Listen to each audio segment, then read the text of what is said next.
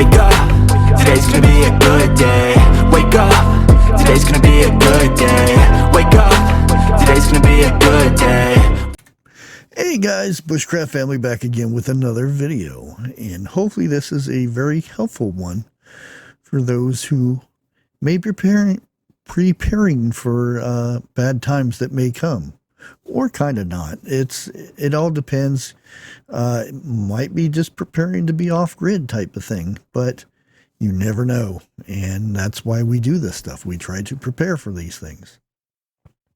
I'm going to give you 7 projects that everybody should be working on. Now, a lot of us won't be able to do these types of projects because we live in certain areas. If you live in a apartment complex or something like this, you're kind of out of luck with this stuff. Or if you live in a city, you're limited to stuff that you can do and whatnot.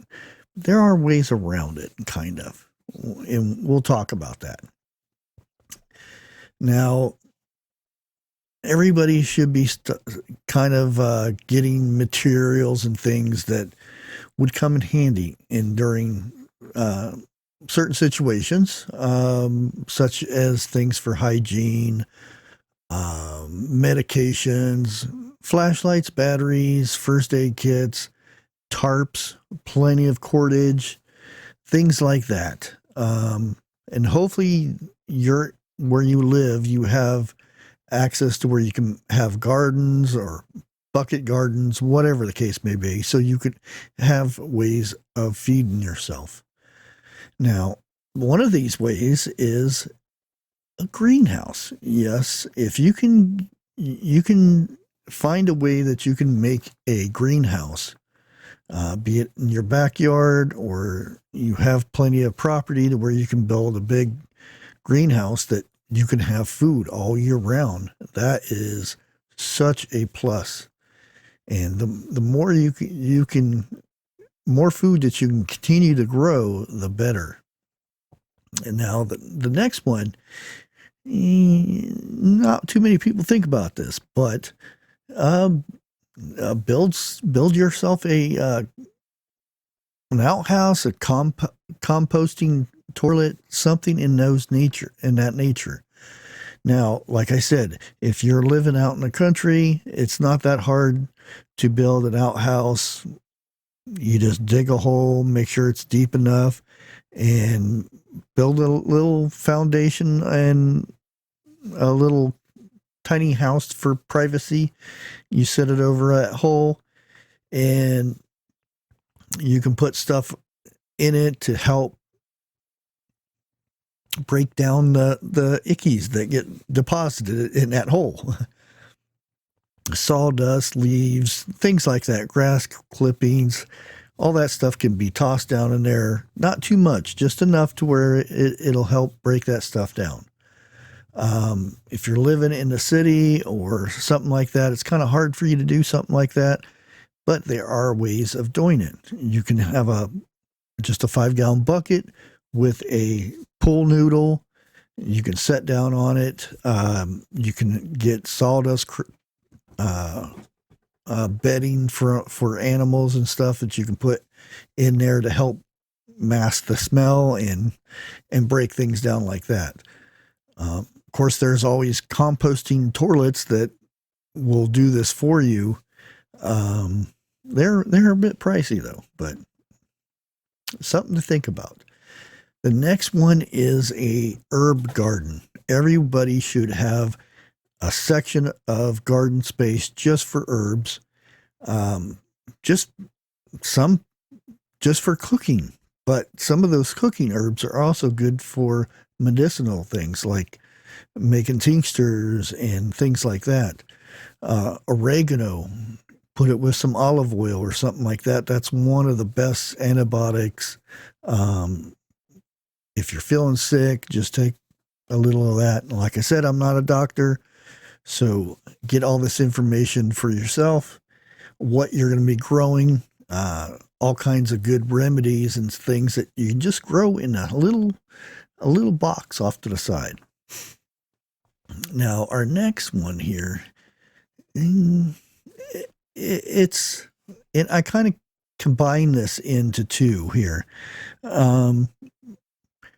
Having some kind of an irrigation system, a water catchment, to where you can store water inside a 55-gallon drum or a 250 tote type container, something like that, to where you can water your garden in. And sometimes collecting just bottles and have a way that you can stick them into the ground where you can fill these bottles up or let the rain fill them up, and then it distributes water as you go. That way your garden has moisture at all times. Those are very important things. And you, like I said, you can save these 2-liter bottles or whatever type of bottles, just something where you can stick them in the ground and get some water into the garden. If you have rain catchment, you can always run a hose, and they have like drip systems that you can put next to your plants and stuff to where they get hydrated all the time. And our next one is, and this one's kind of a little bit here and there, like I said, an outdoor cooking equipment and cooking equipment. Now, these are some of the things that you should be thinking about, like, say there's no electricity, no gas in the house or anything like that. Well, say you have property. One of the first things I do, or I have done when I had property of my own, I built an outdoor kitchen to where I had ways of cooking things other than, electricity and gas and things like that. Also to where I do my canning and stuff. Now, you can make like rocket stoves and things like that where you can go outside and cook. And other things is like if you're in an apartment or places where you can't do this outside, then you have to think of other alternatives like a little cook stove. There's kerosene stoves, there's propane little stoves, things like that to where you can cook. Solar type cooking stoves, things like that. And that's something that we should be preparing for. And our next one here is kind of similar to what we were just talking about. The cat's going crazy. Build a smokehouse or have some way of having a smokehouse. Some of us already do have smokehouses.